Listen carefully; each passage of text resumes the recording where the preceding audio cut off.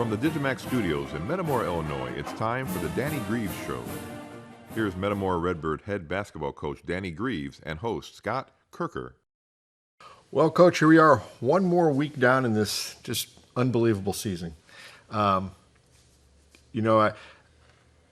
week that goes by, it's a little bit of a two-edged sword there because we were having so much fun going to these games, and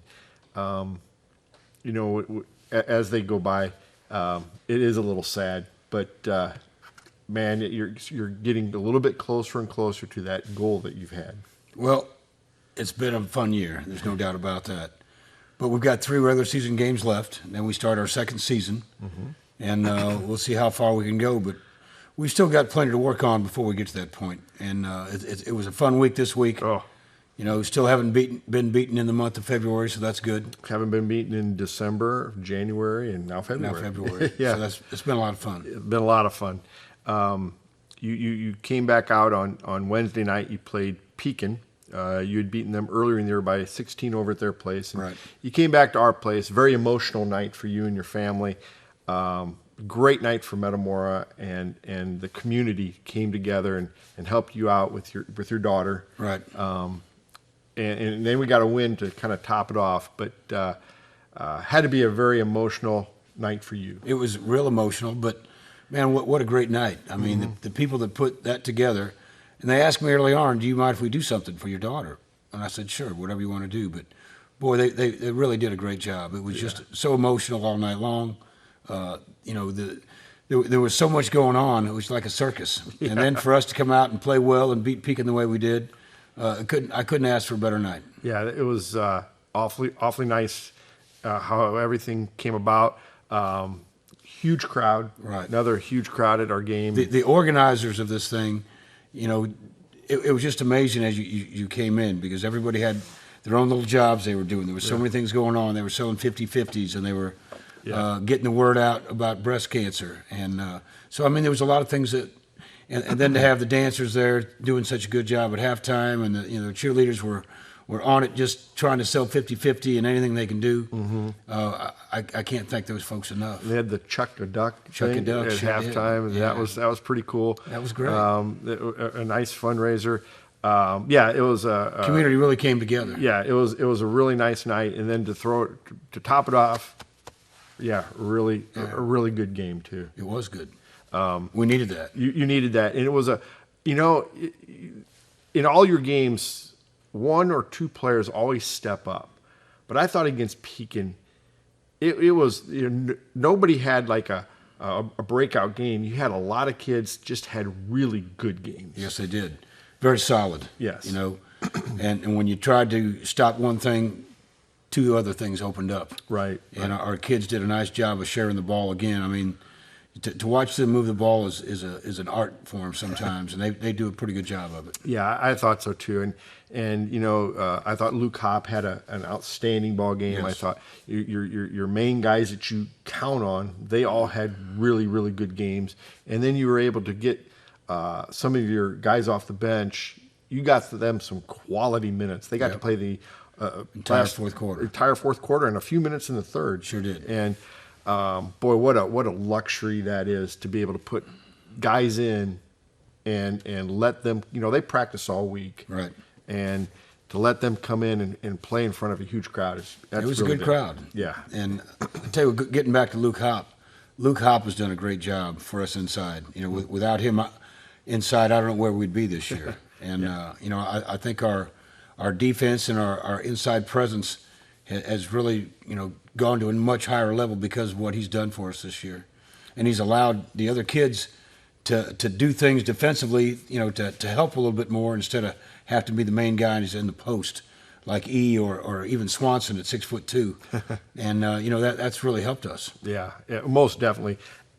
I'm not real sure of this, but I think Luke is probably close to being one of your top rebounders. Wouldn't surprise me. And, he's done a great job of that. And the thing that makes, and we've talked about this, but the thing that makes Luke a little bit special is that if there is no outlet, if they've guarded the outlet, he can take the ball down the court. He can bring it up. And on the run, he can still throw ahead. Yeah. Which, is a luxury also. Usually you might be able to do one or the other. But what I love about him is he can stop, knock down the three just as easily as pass the ball. Yeah. So, Yeah. and usually does a good job as far as taking the right shot at the right time. I mean, he's a pretty good decision maker. Where early on he had struggled a little bit, but I think the quality of schedule and throwing him into the fire like we did early on has really helped his game. Oh, most definitely. Yeah, he's he's really come a long way, and being 6'8" doesn't hurt. I can't coach 6'8". No, Keep growing, son. Keep on growing. Yeah. I think he has. Just take a look. He looks like he's gotten taller again. That's a shame, isn't it? Yeah. A really nice night. The other thing, the band was there. You talked about the cheerleaders and the dance team and everybody that was, it was a community effort last Wednesday night, which is that's awfully nice to see. Yeah, it is. Then you hit the road on Saturday, and you went over to the Crossroads Classic over at Normal West. Yeah. You've had a little bit of experience playing on that floor. You played Normal West last year at their place. Right. You've played the State Farm Classic. They play some of their games there. The fall league is over there. Fall leagues are over there. Yeah. So you that floor is not it's not foreign to you guys. Yeah. It's a big gym, man. They go up. I love the college floor. Yeah, it's big. It's a big floor. It's always an example. And anytime we can go to a college floor, it's success for us. Yeah. If we can widen people out, and it kind of happened with them and their defense. Yeah. They got into that matchup. They got into 1-3-1, and all of a sudden we spread them out wide, and there were some big gaps. And once we figured that out after that first letdown in the first quarter, we just got a little sloppy to start with. Yeah, and you were playing against Peoria Notre Dame, who is long. I don't know if you're going to play a team longer than they are. From here on out, maybe East St. Louis or Simeon would be the only two. Possibly. Right. But they have, 3 guys 6'8" or better, and then they bring some 6'5" and a 6'6" kid up. I believe Dylan must be 6'10" because he's every bit of an inch taller than Coop. And I'll tell you what, then they bring the other kid in that looks every bit as tall as Coop. Yeah. Number 20, he came in, he starts, I tell you what, Graham is a nice player, and that kid is every bit of 6'5". He's plays soccer, so he's got good footwork and speed. He's very athletic. Yeah, they posed a little bit of a problem because you can't duplicate speed and you can't duplicate length. Right. And they definitely had length and they had a little bit of speed. Once too. we adjusted, we were fine with it. Well, the thing that got the turning point for me, and you may not agree with this, but turn around, jump shot off the glass for 3. Yeah. That he that had to hurt throw them. Up. Tell you the truth. That was they played so well that first quarter, and we didn't play really well. Right, and they knew it. And yet we had a 9-8 lead going into the second. That quarter. hurt them. That was a little bit of a backbreaker. But the thing that got me, the thing that to me made our kids, and not like we were lacking for confidence. Right. We're not at all. But we had come down a few times and we were struggling to kind of find our shot. But our first bucket was Tyler Mason drove down the lane and came around and scored a reverse layup against their big guys. Right. And to me, it was like, okay, you can be 6'10" all you want. I don't care. I'm going to take it right at you. I told him and I told Drew Tucker that there's going to be lanes to the basket all night long, and you guys are going to have a chance to get to the rim. And they did. And they did. Yeah, they really did. I thought Tucker, another outstanding game. You realize going into the fourth quarter, he had no points. Right. He was 8 for 8 from the line, and he in the fourth quarter, his only shot that he attempted, he made. Yeah. That's a gamer. That's a gamer. money player down the stretch. And knocked down those 4 free throws in a row with nobody on the line, which is not easy to do. No, with nobody there. Right. Did it like a champ. Yeah. And I thought there were a lot of things. And that, you can't probably talk about the game without, to me, talking about the effort that Ethan Kaiser gave you on defense. He had a good offensive game, 3 dunks. But the job he did on Cooper Koch. I think he did an excellent job because from about the middle of the third quarter on, Coop got pretty aggressive. Aggressive. He had enough. And I love that attitude about him because he's a solid player. And, the rest of the team was struggling a little bit, and he tried to put them on their back, and he basically did there for a while. Yeah. But, every time he really went hard at him, he stayed right there and he just held his ground, contest.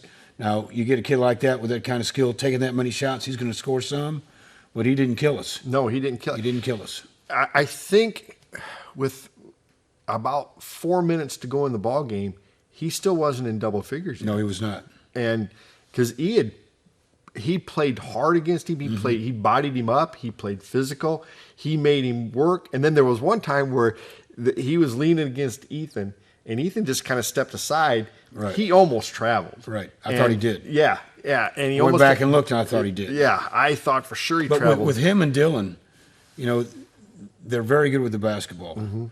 And they're so tall, and they have great angles. They're excellent passers. And so we couldn't afford to double team those guys. So we just had to go one-on-one. And I thought that was one of the better defensive jobs that he's had against a kid that's bigger than him. And he had him by about 3 inches. He had him by 3 inches. And who was the only guy to get dunks? Ethan Kaiser and Tyler Mason. Yeah, that was nice. So, they did an outstanding job against their bigs. And then, you guys just started – there was a stretch there in the middle of the third quarter into the fourth quarter where it seemed like every trip down court, you got a bucket. Yeah, but we were taking really good shots. Oh, outstanding. And you were finding the open guys. How many times did they come down? You had alley-oop dunk. You got Swanson hit Kaiser along the baseline. He went up and got an easy baseline dunk. But if you put it out there that your best defense is going to be a junk defense, and that's what it is basically. There's going to be seams, so there's going to be spots that are going to be open, and you just have to be precise when you see them, and you have to understand where they are and then take advantage when you have that chance. And I think our kids have done a good job of reading and executing all at the same time. I thought, they tried to ramp up their defense a little bit in the third quarter too. Tried to belly up a little bit. And we did an outstanding because we're used to that. Yep.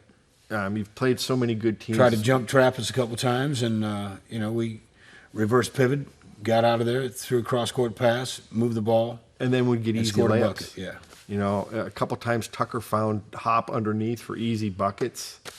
It was all that. And you talk about that kind of stuff all the time, and then you run it in practice. But in a game, it's different. Kids either can or can't do it, and our kids really take to their training when that happens. They revert to it immediately, and all of a sudden, 3 passes later, we're laying up unmolested. Yeah, and I think that goes. That's fun back, to watch. It's that's why people are coming to games because they're fun to watch, and it's not just the Metamore fans. You had people there. We had little kids coming up to us after our game when we're leaving, asking us, "Did Kaiser dunk? Did you guys dunk on anybody today? And did you win?" And they had normal West shirts on. Yeah, they had normal West shirts. That's crazy. Yeah. And then you go back and you look at the team and how poised they are when there is pressure, and when things are at its worst. And that's the thing that just every week I'm just amazed at because they're kids. Sometimes we lose focus of that. It's a lot of fun to watch them work through those problems. Yeah. I don't call many timeouts. No. Because I don't have to. The most timeouts I call are probably when there's a ball on the ground and we grab it, and before somebody else can grab it, I call a timeout and we get the possession. But as far as just shore things up because we've lost our mind and don't know what we're doing, no, we let them organize themselves, give them a chance, and let them settle in. Yeah. And they've done it before. Yeah. And if you panic, they'll panic.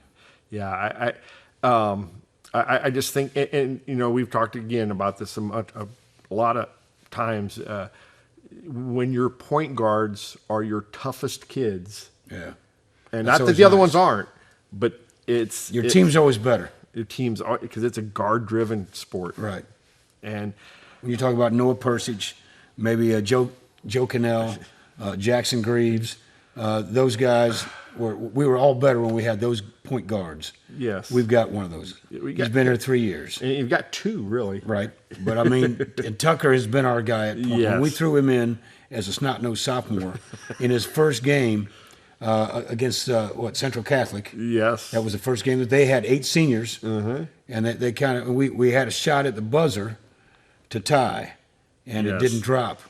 But they played like freshmen that first half, and haven't looked back since. No, you remember not that at second all. half they came out like champs. Yes. Him and Swanson. Because Swanson wasn't taking the shots earlier in the game. Nope. And you had to tell him that those are good shots for you. And the thinker and philosopher finally goes, "Okay, I guess I will." And that is Tyson. Like he still does. Yeah, he's those guys are a lot of fun, and it's fun to watch you play all these different types of teams, and with different styles, and how we react to them, I think, is amazing. Well, it's been fun to play a bunch of those kind of different styles, because you never know in the playoffs which style you might have to play, and we've seen quite a few different, from a lot of, how many different states? 4 states? 4 states, yeah. So I hope we'll be ready, but right now we're just looking forward to, our next game. You had the 53-41 win against Pekin, and then yesterday the 68-45 win against Peoria Notre Dame. Those are 2 big wins. Yeah. I'm not 100% sure of this, but I'm probably about 99% sure. You right now have the only team in Metamora history to have 2,000-point scorers on the same team. That's pretty cool. And I think I heard from Justin yesterday where Ethan has had more 3-point shots. I think he broke Nate Cannell's record. Yes, he did. Which is fantastic. And if you're keeping track of dunks, he's got the dunk record. Yeah. And Justin's kept track of that. And he's got all of them on film. I mean, he's pretty crazy with that kind of stuff. Yeah. He's really good. Yeah. And he's a stat guy. You've got dunks from all 5 of your starters. Yeah. And would we have the first 7-8 years you were at Metamora? Maybe 5 dunks total? It wasn't many. No, but now you got 6'1" guys going up and two-handed It's nice dunks. to have those kind of athletic type kids. Yeah, it's crazy. There's where a lot of that success comes from, is those crazy athletes. Right. Coach, why don't we take a time out here, and when we come back, we'll talk about the 2 players of the Germantown Grill players of the game. Sounds good. Central Illinois, you asked for it and we listened. Germantown Grill is growing, adding more dining space and a private gaming area featuring games powered by Gold Rush, the gold standard in video gaming. The game's on at Germantown Grill, off Route 116. Yeah, it don't matter. Welcome back to the Danny Grieves Show, Coach. Wednesday night you played Pekin. We went with Luke Hopp as the player of the game. It's the first time he's been the player of the game this year. I thought he had a real solid game, and he's been kind of overshadowed a little bit by your stars. You think? But But when we talked earlier, we talked about the things that he brings to the table. Yeah. He makes them so they can really just stay and be in their complete game instead of having to fill the role that he's had. The role that he's filled has been amazing. Yes. And without him, those guys wouldn't be as good as they are. Right. When he can go in there and deny people straight lines to the baskets and second and third shots, and can really, he's got some meat to him now. He can bow up a little bit, and he doesn't give ground, and he's really helped us inside. He's really helped you. I thought Matthew Zobrist has helped you, especially yesterday. I thought he had a great game yesterday. But yeah, Luke Hopp doing little things, doing all the little things, getting a lot of rebounds. And doing some, and then always getting a few buckets. I love him when he's at the top of that press. He's so long, 6'8" to get around, and it's been fun to watch him kind of advance into that kind of role, because he didn't have the footwork before or the mindset to do those kind of things, and his game's really expanded. And when he does that, we're a much better team, and we're a little more adversity too to what we can do and can't do. Yeah, he's been a nice complementary player to your star players, which is fantastic. He'd be a star in a lot of different teams. Oh, yeah. And he's going to have to be. And next year. And he is, because he's a star in his role on his team. Yeah. But yeah, that's why we went with him on Wednesday night. Good choice. Just because it was his time. It was his time, and he deserved it. He deserved it. He did a fantastic job. And then last night we went with Ethan Kaiser. That was tough because it was either Ethan Kaiser or Tyler Mason. Right. I believe they had him as their player of the game. So But defensively, I think Ethan came into his own again last night. I thought Mason got beat quite a few times on the back door, trying to help on a big. I know what he was trying to do, got out of a little position. But defensively, you'd have to give the edge to Ethan because, Cooper came at him pretty good.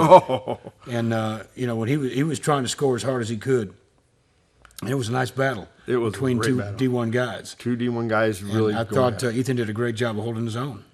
Yeah, I thought so too. I thought he had just an outstanding game. Probably his best defensive game, possibly against a really good defensive or an offensive player. Right. So those are the two Germantown Grill players of the game, and in so many of these games, there's been so many kids that could have gotten it. Right. I think everybody's had a turn at being player of the game of all your starters. Right. And it's nice to get Luke Hopp into that mix now, and Ethan and Tyler and all those guys have done a fantastic job. Right. Coach, it's been a nice run, and we've got some more road to go. Yeah, we do. And it's another road week this week. Another road week. Yeah. We had a lot of home games first half. That was nice. And now we're on the road again a lot here lately, and that's fine. Yeah. Because you're going to have to be on the road. Yes, we are. It's going to be an interesting week. You got Limestone on Tuesday night, and possibly on Wednesday you could do something that's never been done at the school, and that's number 1 ranked team in the state. Or we could drop again. Well, yeah. As long as we're maybe top 5, yeah, I'll be fine. Yeah, I don't know how. My hopes aren't too high. But I'm just not sure how. Are they deserving? Yes, they are. Were they deserving last week? Yes, they were. Were they deserving some other time? Probably so, but, you've been number 2 now. You've waited. Now Simeon's lost 2 games in a row, I believe. Yeah. And I don't know. Granted, it was against Vashon, who's now 11-7. Right. And but they play a national schedule. They play a national schedule. You got to give them that too.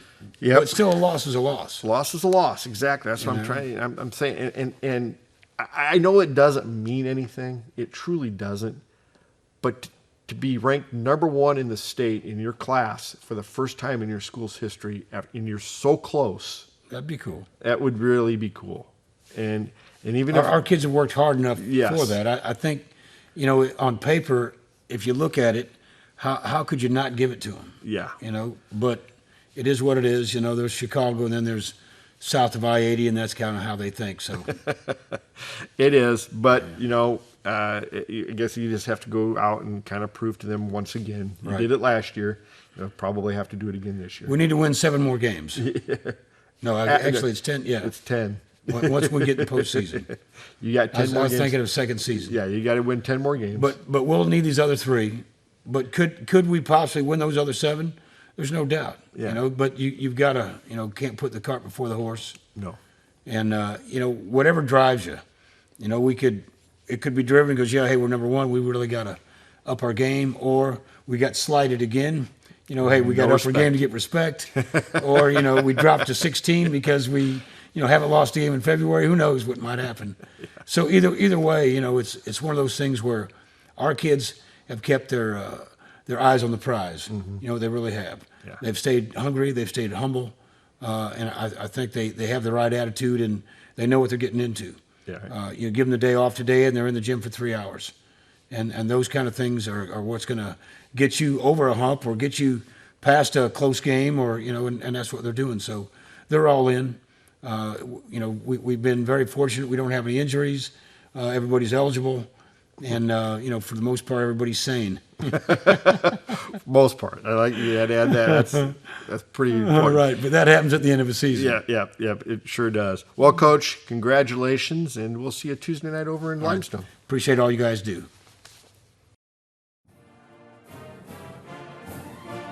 Thanks for tuning in, and join us next week for another edition of The Danny Grieves Show.